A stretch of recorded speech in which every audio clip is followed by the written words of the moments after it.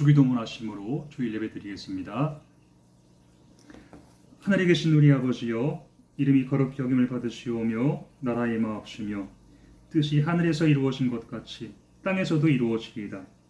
오늘날 우리에게 일용할 양식을 주옵시고 우리가 우리에게 죄 지은 자를 사하여 준 것 같이 우리 죄를 사하여 주옵시고 우리를 시험에 들게 하지 마옵시고 다만 악에서 구하옵소서. 대개 나라와 권세와 영광이 아버지께 영원히 있사옵나이다. 아멘. 찬송가 27장 찬양하겠습니다. 27장입니다.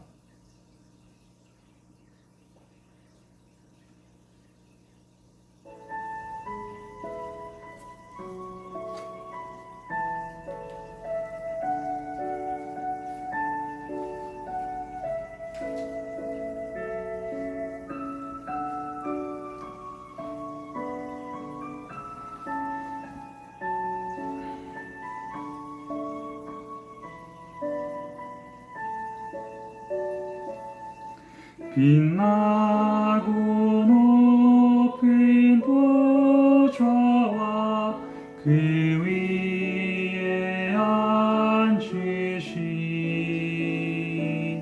주 예수 얼굴 영광이 해같이 빛나네.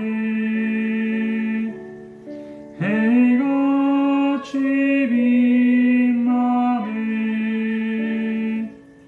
지극히 높은 위엄과 한없는 자비를 무천사 소리 합하여 늘 찬송 드리네. 늘 찬송 드리네. 영주를 나를 살리려 그 영광 떠나서 그 부끄러운 십자가 날 위해 지셨네. 날 위해 지셨네.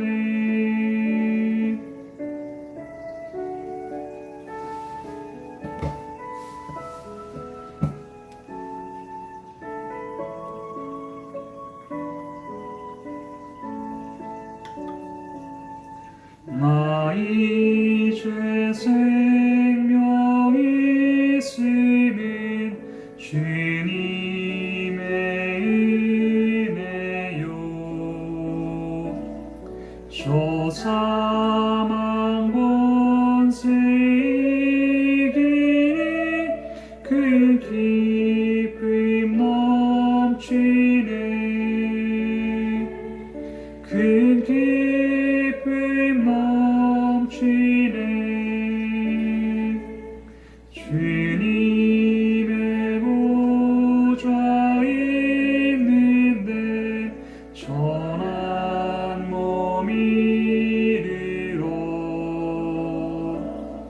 그 영광 몸속에 올 때 내 기쁨 넘치리. 내 기쁨 넘치리. 아멘.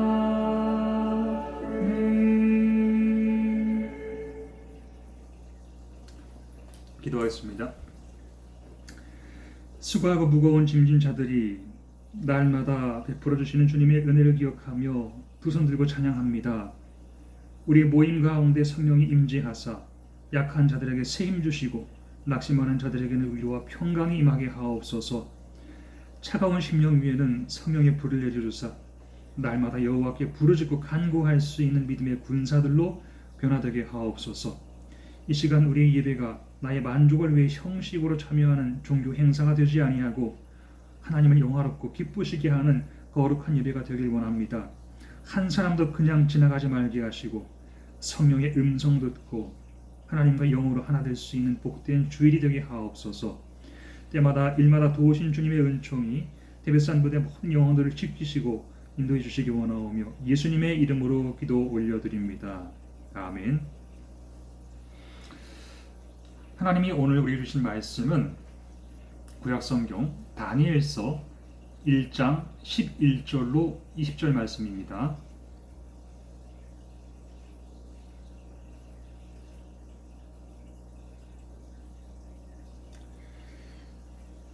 다니엘 1장 11절로 20절 말씀을 봉독하겠습니다. 환관장이 다니엘과 하나냐와 미사엘과 아사랴를 감독하게 한 자에게 다니엘이 말하되 청하오니 당신의 종들을 열흘 동안 시험하여 채식을 주어 먹게 하고 물을 주어 마시게 한 후에 당신 앞에서 우리의 얼굴과 왕의 음식을 먹는 소년들의 얼굴을 비교하여 보아서 당신이 보는 대로 종들에게 행하소서 하매 그가 그들의 말을 따라 열흘 동안 시험하더니 열흘 후에 그들의 얼굴이 더욱 아름답고 살이 더욱 윤택하여 왕의 음식을 먹는 다른 소년들보다 더 좋아 보인지라. 그리하여 감독하는 자가 그들에게 지정된 음식과 마실 포도주를 제하고 채식을 주니라. 하나님이 이 네 소년에게 학문을 주시고 모든 서적을 깨닫게 하시고 지혜를 주셨으니 다니엘은 또 모든 환상과 꿈을 깨달아 알더라. 왕이 말한 대로 그들을 불러들일 기한이 찼으므로 환관장이 그들을 느부갓네살 앞으로 데리고 가니 왕이 그들과 말하여 보매 무리 중에 다니엘과 하나냐와 미사엘과 아사랴와 같은 자가 없으므로 그들을 왕 앞에 서게 하고 왕이 그들에게 모든 일을 묻는 중에 그 지혜와 총명이 온 나라 박수와 술객보다 10배나 나은 줄을 아니라. 아멘.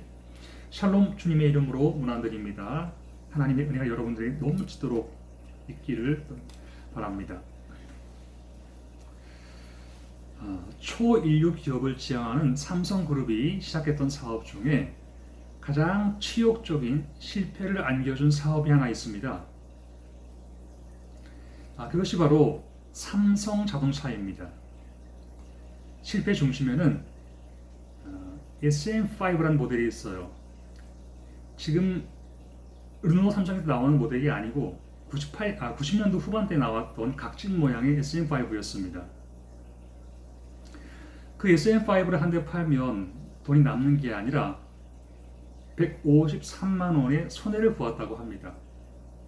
차를 너무너무 잘 만들었어요. 고장나지 않고 야무지고 지금까지도 잘 굴러다니고 있습니다. 거기에다가 부차적인 손해 발생의 비용까지 합하면 한 대를 팔았을 때 수백만 원의 적자를 가져온 사업이었습니다. 결국 삼성자동차는 출범 4년 만에 문을 완전히 닫고 말았습니다. 전문가들이 그 결과를 보고서 이렇게 평을 내렸습니다. 삼성자동차는 삼성이 내린 가장 어리석은 결정이었다. 왜 전문가들이 그렇게 평가 내렸을까요? 경제적인 면에서 막대한 손실을 가져다 주었기 때문입니다.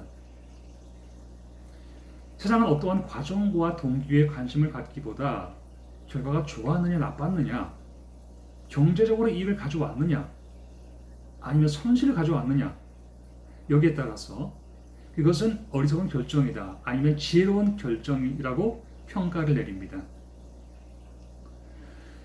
그러나 믿음의 세계는 달라요. 하나님이 평가하시는 방법은 다릅니다. 세상의 가치 판단으로 보면 어리석은 결정 같아 보이는 것도 하나님 앞에서 믿음의 눈을 뜨고 보면 위대한 믿음의 결정이 될 수도 있습니다.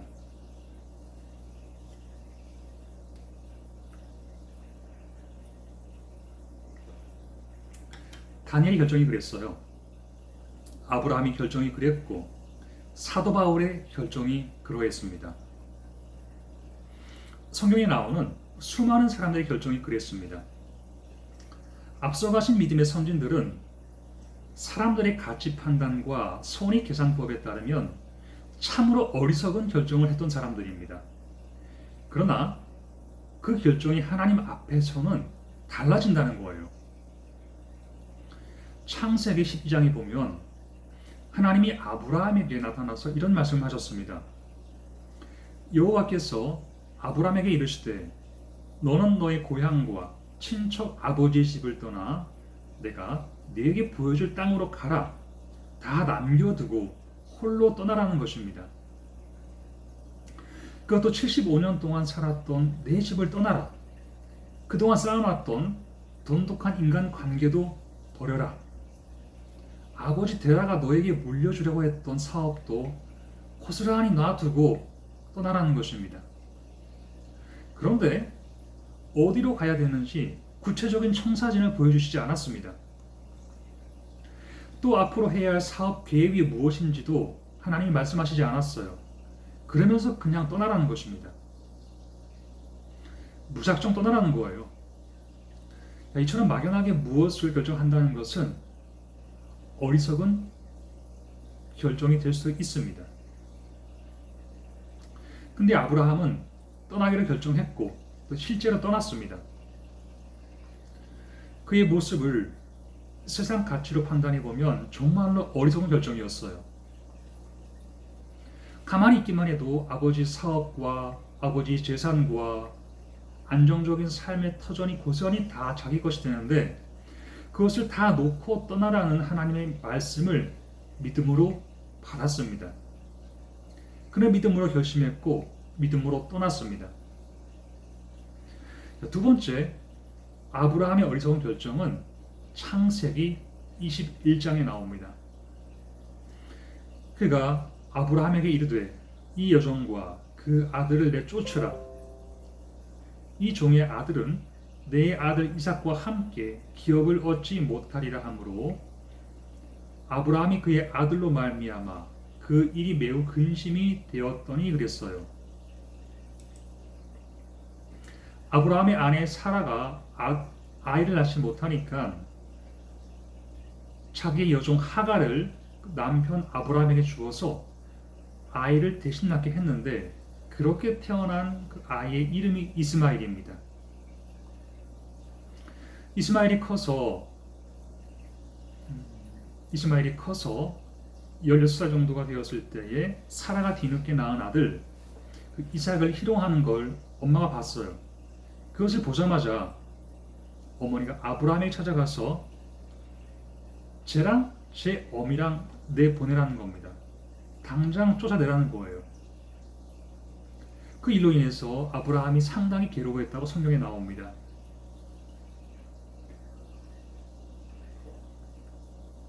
비록 여종에게서 낳은 아들이지만 엄연히 아비의 피를 이어받은 자식이에요.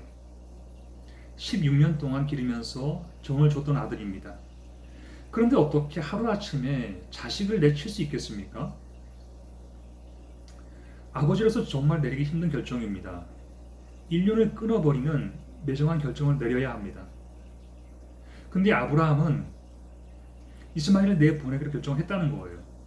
매정하게 물 한 주머니랑 떡 하나 쥐어주고 광야로 내보냈습니다. 세상 사람들이 아브라함을 볼 때에 아버지가 어쩜 저럴 수 있냐고 말할 것입니다. 세상 가치 판단으로 보면 이해할 수 없는 어리석은 결정이 맞습니다. 그러나 믿음의 세계에서는 그렇지 않았다는 거예요. 아브라함이 내렸던 그 세 번째 어리석은 결정은 창세기 22장에 나옵니다. 이삭을 번제물로 바치라는 하나님의 명령에 순종하기로 결정을 내린 사건입니다. 이삭은 하나님이 아브라함에게 특별히 주신 약속의 아들이었어요. 달라고 해서 얻은 아들이 아니라 하나님이 먼저 주시겠다고 해서 얻은 아들이에요. 그것도 아브라함이 100세 때 얻은 귀한 아들입니다.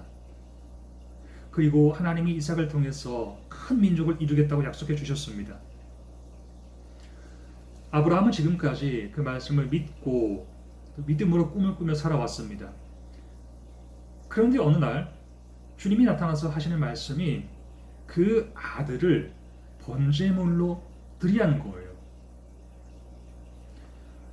아무리 믿음이 좋은 아브라함이라 할지라도 이런 결정은 쉽게 내릴 수 있는 게 아닙니다. 그런데 아브라함은 그 순간 결정을 내렸어요. 그 다음 날 새벽에 이삭을 데리고 모리아 산으로 올라가는 것입니다. 아브라함이 내린 이 세 가지 결정은 세상의 가치 기준으로 볼 때에 어리석은 결정이었어요. 상식적인 사고로는 도저히 이해할 수 없는 결정들입니다. 손해를 가져오는 결정이에요. 그러나 그는 믿음으로 결정을 내렸습니다. 다니엘이 그래요. 노예 신분에서 높은 위치로 상승할 수 있는 절호의 기회가 있었는데 그 기회 앞에서 왕의 진미를 거절하는 결정을 내렸습니다. 우상에게 바쳤던 재물은 입에도 대지 않겠다는 겁니다.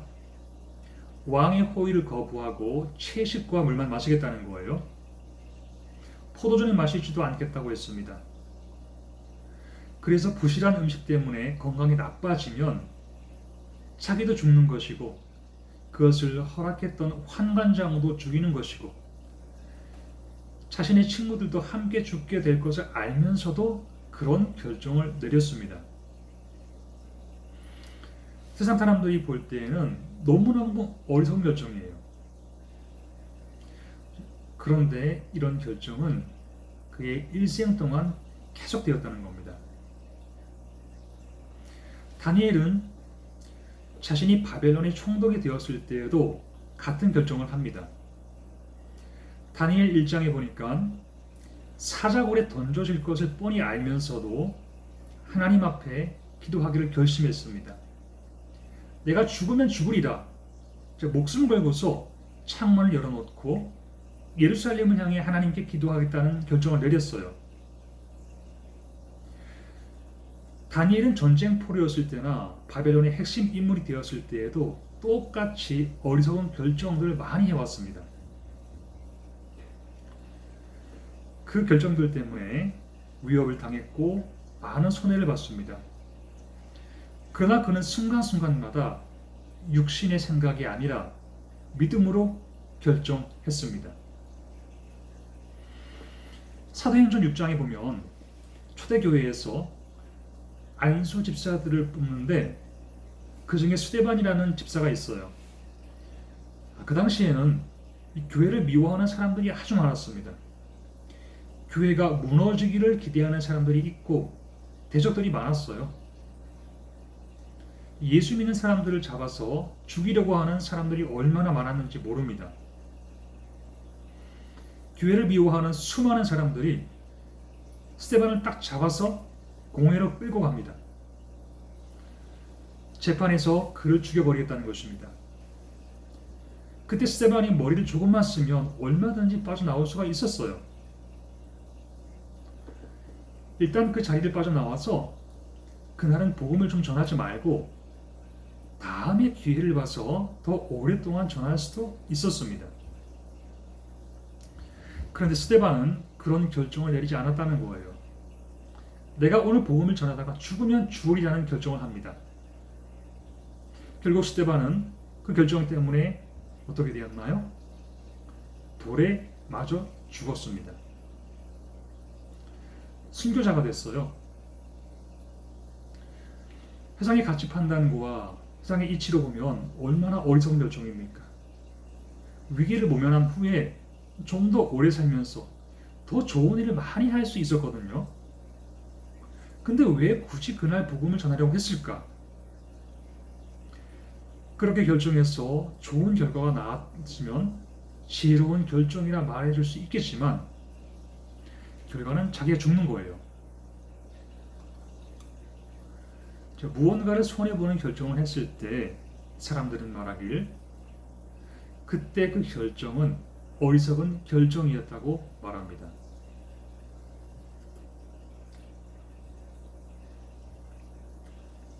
사도행전 21장에 보면 사도 바울이 복음을 전하기 위해 예루살렘으로 가려고 했다는 기록이 나옵니다. 그때는 교회들이 부흥하고 한참 은혜가 넘치던 시대인데 바울이 갑자기 나는 예루살렘으로 올라가야 된다는 것입니다. 예루살렘으로 올라간다는 것은 죽으러 간다는 말이에요. 예루살렘 사람들은 핍박을 피해 빠져나와서 될 수 있으면 멀리 도망하던 시대인데 바울의 결정은 사자의 굴로 들어가겠다는 것과 마찬가지입니다. 그럼에도 불구하고 바울이 나는 예루살렘으로 가야 된다는 거예요. 그 말을 들은 교인들이 가면 안 된다고 뜯어 말립니다. 바울 목사님, 가시면 안 됩니다. 바울 선교사님 가시면 안 됩니다. 가면 죽습니다. 여자 성도들은 울면서 말리기까지 했어요. 목사님 가시면 안 돼요. 가지 마세요. 다른 사람들은 다 빠져나와 여기서 복음을 전하는데 왜 굳이 죽음을 자초하냐는 것입니다. 눈물 흘리면서 자꾸만 가지 말라고 만류하니까 그때 바울이 이런 말을 했어요. 바울이 대답하되 여러분이 어찌하여 울어 내 마음을 상하게 하느냐. 나는 주 예수의 이름을 위하여 결박당할 뿐 아니라 예루살렘에서 죽을 것도 각오하였노라. 학문적으로 보나 실력으로 보나 신분으로 보나 가문을 보나 그 시대를 대표하는 사람은 바울입니다. 그렇게 똑똑한 사람이 복음 하나 전하겠다고 남들이 다 도망쳐 나오는 예루살렘으로 들어가는 결정을 내린 것은 세상 가치 판단으로 볼 때의 어리석은 결정이라 말할 수 있을 겁니다. 그러나 하나님이 보시기에는 그렇지 않다는 거예요. 서울역에 가면 노숙자들을 위한 다시서기 진료소라고 있습니다. 전에 있었는데 지금도 있는지 모르겠어요. 여기에서 오랜 시간 동안 전임 의사로 일하던 그 최영아라는 여자 의사가 있습니다.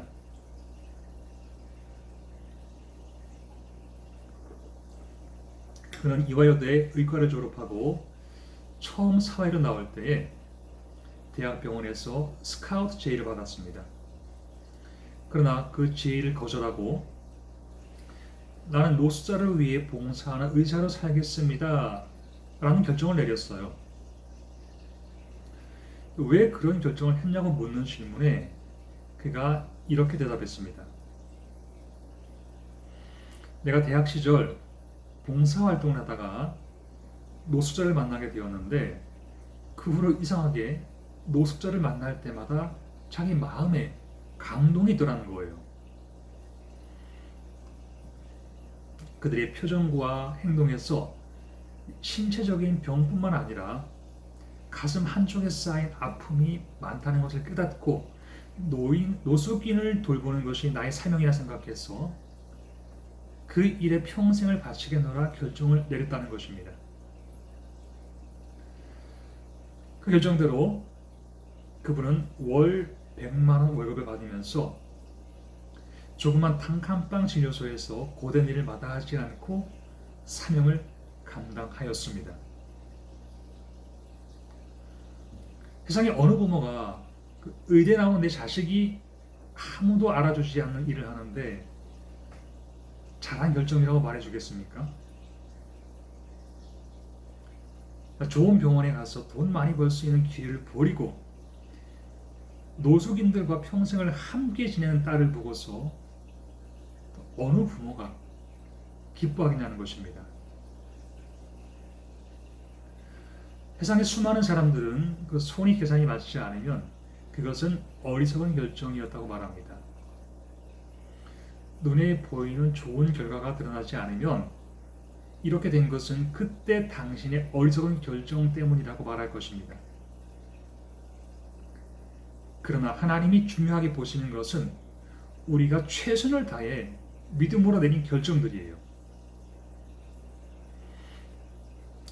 믿음의 결정들을 끝까지 지키면서 믿음으로 살려고 노력했던 모든 순간들, 하나님은 그것들을 더 중요시 여기는 분인 줄로 믿습니다. 비록 사람 눈에는 어리석어 보이고 마이너스 인생처럼 보이지만 하나님 앞에서 믿음으로 살기 위해 몸부림치며 오늘까지 살아왔다면 결과가 어찌 되었든 상관없습니다. 중요한 것은 하나님이 우리 중심을 기억해 주신다는 거예요. 사도 바울의 죽음을 누가 어리석은 결정이었다고 말할 수 있습니까? 전쟁 포로에서 좋은 관료가 될 기회를 놓쳐버린 다니엘에게 누가 어리석은 결정을 내렸다고 말할 수 있습니까? 판단은 오직 하나님만 하실 수 있는 거예요. 어리석었는지 지혜로웠는지는 하나님 앞에 갔을 때에 듣게 될 것입니다. 사람들은 결과를 보고 말할 수 있습니다. 세상적 판단으로 어리석다는 말이 맞을 수도 있어요. 그러나 지금까지 믿음으로 인생길을 걸어왔다면 그 무엇도 어리석은 결정은 없습니다. 내 외양간에 소가 없어도 괜찮아요. 포도나무에 열매가 없고 내 밭에 소출이 없어도 괜찮습니다. 내 손에 쥔 것이 없고 보여줄 자랑거리가 없다 할지라도 하나님 앞에 가면 자랑거리가 될 수 있습니다. 믿음으로 결정한 모든 것들, 그리고 믿음으로 살아온 모든 날들, 하나님이 반드시 기억해 주실 줄로 믿습니다. 그러므로 이 믿음 갖고 주님 오실 때까지 아름다운 믿음의 결정들을 내리시고 또 믿음으로 살아가는 여러분 되시기를 주님의 이름으로 축원합니다. 기도하겠습니다.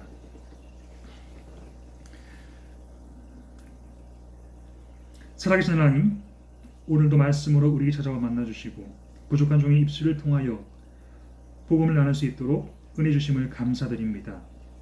마음밭에 심어진 복음의 씨앗이 사람의 지혜와 교훈이 되지 아니하며 우리를 향한 하나님의 가르침이 되길 원합니다. 사모하는 심령들마다 은혜와 진리의 영으로 충만케 하사 영혼이 자라게 하시고 어떠한 환경과 유혹과 고난 중에도 믿음으로 인내하는 성도들이 되게 하옵소서.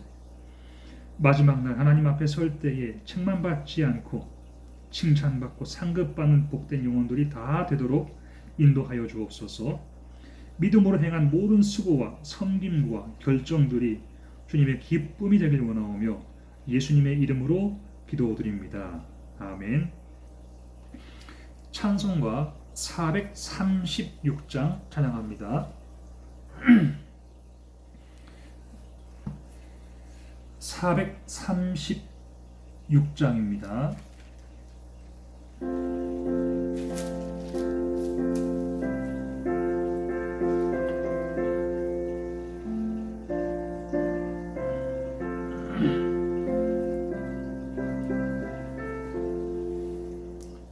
나 이제 주님의 새 생명 얻은 몸 옛것은 지나고 새 사람이로다.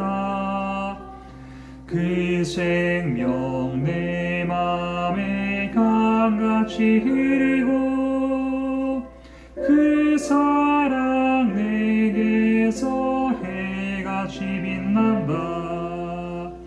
영생을 누리며 주 안에 살리라. 오늘도 내일도 주 함께 살리라.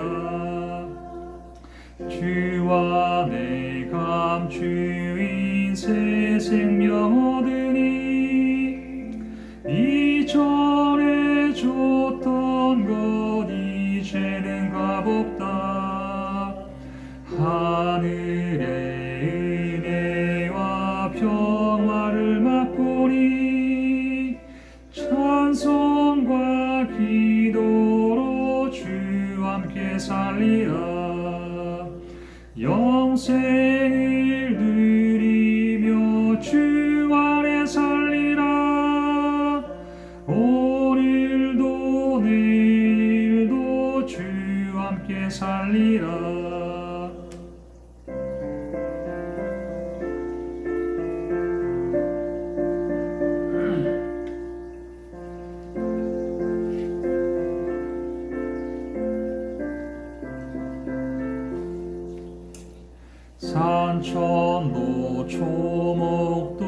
새 것이 되었고 죄인도 원수도 친구로 변한다.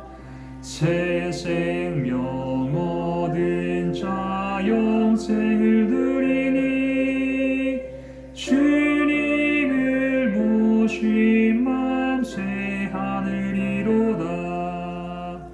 영생을 누리며 주 안에 살리라.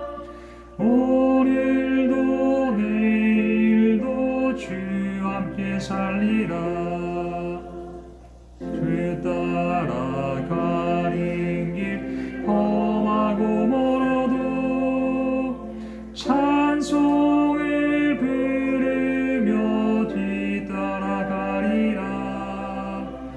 나 주를 모시고 영원히 살리라. 날마다 섬기며 주 함께 살리라. 영생을 누리며 주 안에 살리라. 오늘도 내일도 주 함께 살리라.